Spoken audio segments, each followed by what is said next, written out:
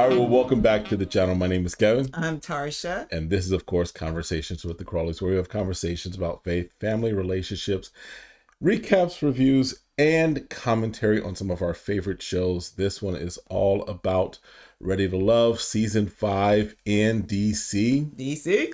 And yes, DC. Yeah. All right. So if this is content you enjoy, you know what to do. Hit that subscribe button, hit the like, request notifications, and share. And we will definitely see you in the comments. We had someone in one of our previous videos say they hadn't seen us in a while. Yeah, the reason you may not have seen us, you didn't hit notifications. That's right. If you hit notifications, you see it. It lets you know when we're on. All right. So as always, and the other thing is we are working very close to getting our 1,000. You guys have come along in the last few weeks. So we've got about maybe 35, 40 still that we need to hit our 1,000. So again, if you're new to the channel, we are doing a contest. So once we hit our 1,000 subscribers, one of you, our lucky subscribers, part of the KT squad, you're going to win a gift certificate. I think an Amazon gift certificate, gift card. Work because you can send it through email. Yep. You'll win it from us from Conversations with the Crawley. So, all right. Subscribe then. You have to be a subscriber to be able to win. What she said. Write it in. Maybe you can get something for Christmas. You miss out on Christmas gift you can share. Listen. So this video was inspired. We had one of our commenters, Sis Zakeha. Hey, sis. She said, great review, spot on as usual. I think this has been the worst season for casting and overall viewer enjoyment.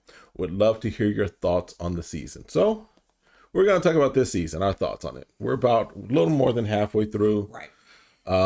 We've got, I think, 3 guys left. I mean, we're down a bunch of guys. And all the women are still around. Yeah. You need to cut these women. Yeah, cut them loose. All right. So now we've been rocking with Ready to Love from season 1, the Atlanta edition. Original. So we OGs as far as viewers of Ready to Love. Right. And we've only been doing the commentary for this and the previous 2, so the last 3. Right. But I think for me, this season just seems a little off. It seems a little like forced and rushed are kind of the 2 words that immediately come to mind for me. Interesting. Forced and rushed. The reason I say that is because in previous seasons, especially like that first and second season, I think we got to see more of the buildup to who was going to be the final couples. Gotcha.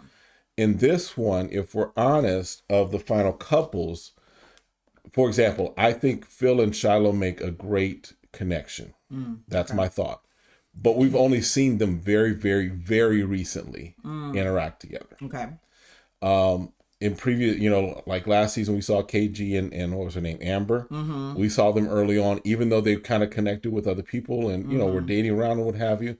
We still got to see their story in some respects. Okay.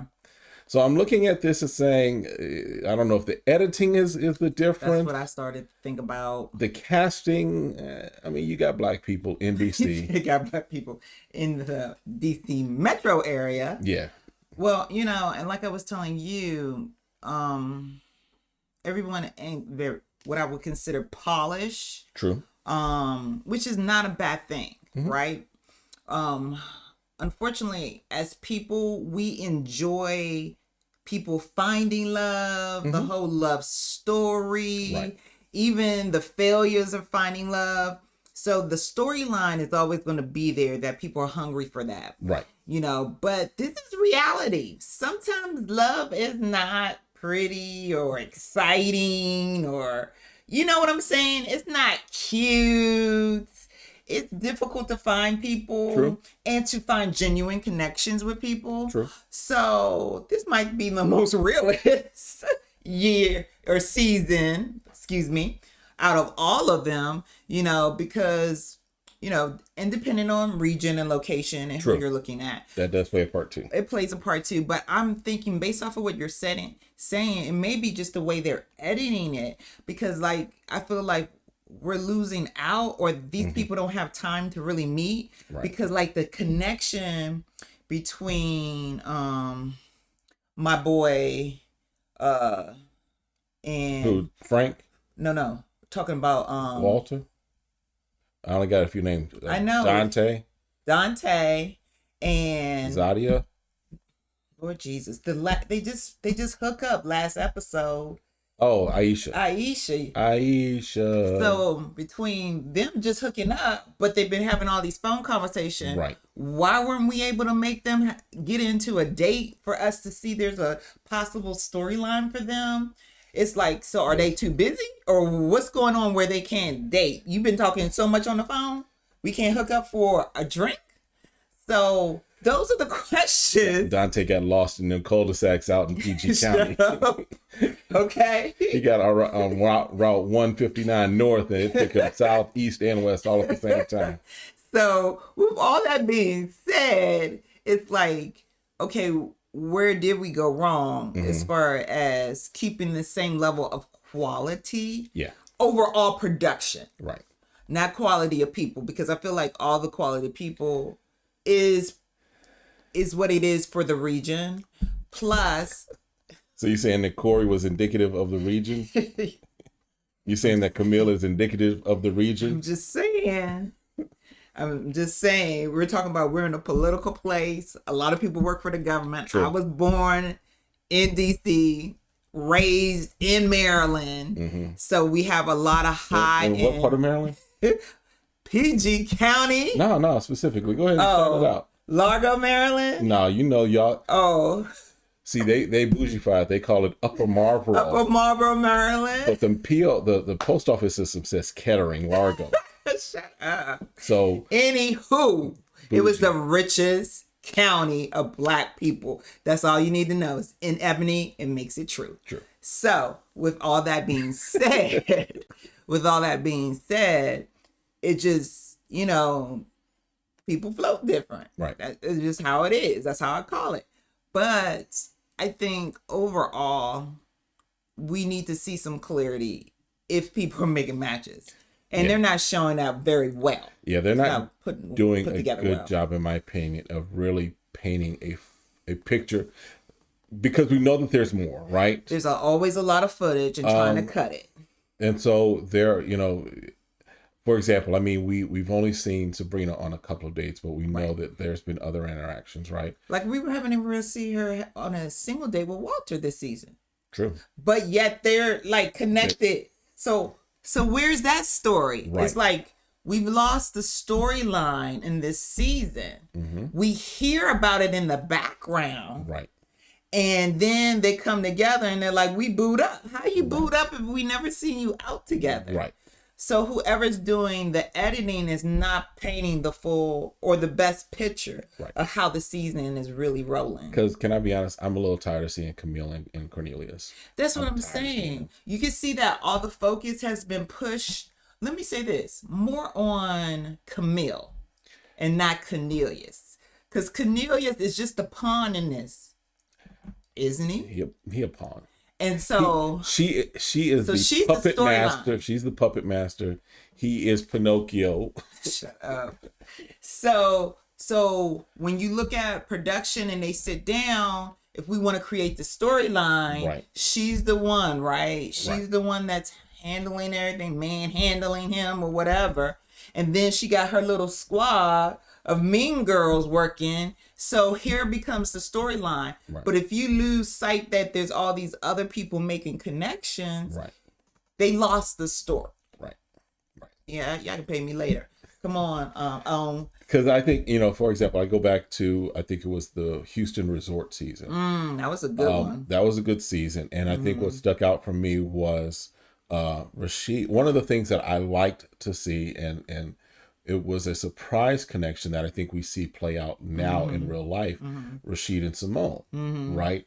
It was like, oh, that was one that could work. It didn't work out for them on the show, but at least we saw something different, even though Rashid was booed up with I forget, the Stages and Ages girl. He was booed up with her and it didn't work out. But we saw other things that was like, okay, those are potentials. Those are things that could work. And right now we have, on this one, we have a lot of just potentials flying around and nothing really solid, in my opinion. But think about it. They were all stuck on the resort. True. So then they can create the date moments within the just resort. one big resort? Shut up. What do you mean one big resort? You know they don't let black people out too far outside of D.C. and PG County. Well, then I feel like either the contestants needed to be more available. True. You're on the show. You need to be more available so we can create the storylines we need. Yeah. Or they didn't edit it right. Because that Houston sector was really good because they were there. Right. So he said, even in them showing a little bit, look, I talked to producers. I said, hey, I want to do this. I want to have this. I want it to look a little different. Right. They accommodated him, which made good TV. Because even the Atlanta scenarios, they showed good interactions, and you could kind of see a good storyline. So I don't know if they changed. I know the production team may be the same as far as we know Will Packer's producing it. Right. Shout out to Will. Right. And if you want to use us for anything, we're definitely available. But as far as the editing just seems to me a little different. That's what I'm. I don't think it's a matter of the casting. I think it is. So. I think you have your. I hate to use the word stereotypical, but you have your archetypes as far as who you have on the show. I think you have a variety of just the spectrum of blackness, right? Right. So you have that on the show. So I'm not necessarily pointing at that and saying that you have. Or knocking that. Right. I think this one seems the editing seems a little off to me, that it seems a little disjointed, like there's not a full, there, and it could be that they didn't have, like you said, enough to work with to create a full storyline, but that's where I think we are with this one. So yeah, it'll be interesting. I know, as always, the reunion specials do shed some additional light. So we'll see how that goes. We see any predictions while we're here. So I'm going to be voted off. So we left the cliffhanger of Cornelius and Naeem. Oh, yeah. I think my prediction right now is that Naeem is going to go. Okay. Cornelius is going to stick around. Okay. A couple of you guys are thinking that we may see both of them go, which I don't necessarily think that, because then that leaves the guys really short staffed versus the women. Right. Because we've already had a double elimination on the guy side. The other thing that I thought was interesting is that could happen, is that Camille was sitting down with Cornelius and saying, you know what, boo, we just gonna go ahead and roll out. You leaving today just like I'm leaving, because I'm forcing you to leave. Could happen, right? But I'm leaning more towards Naeem being the guy that's going. Cornelius sticks around for just a little bit longer. Which means that I think Zadia will probably go home next, because she has no one that's checking for her, because Zadia would be, Zadia probably be the next one to go home as far as the women. I think as far as the couples, I think that Phil's best bet is with Shiloh. He needs to, don't mess with Sydney, bro. Leave Let her. Frank handle that. That's a Frank deal. That's a Frank deal, right? I think that Sabrina and Walter, although that's more so as a default because of Mumin kind of walking off and kind of she sabotaged her own. She self-sabotaged on that one. And then who else is left? Aisha and Dante. I like that. I think that was an interesting one. That was one that came out of nowhere, but it was like, okay, I could see that. You can see anyone if they're willing to work through it. They both have kids, so that stress is gone. I think that's one of the key things, is that they both have kids. So he's done, hopefully, having kids. She's definitely done having kids. Right. So they both have their legacies that they can pass on. And she makes a good mother. Like it sounds like she's the type of person that would love anyone's kids. Yeah. If all of his baby mamas are cool, it's a good situation. Seems like, hey, they'll be in a good situation. They can work it out. So, and if not, listen, my money is on Aisha. Aisha.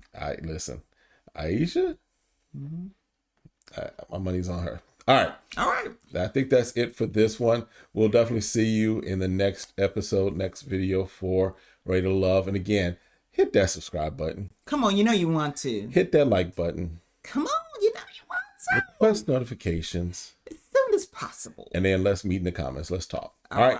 Have a good one. We'll see you next time. Be blessed.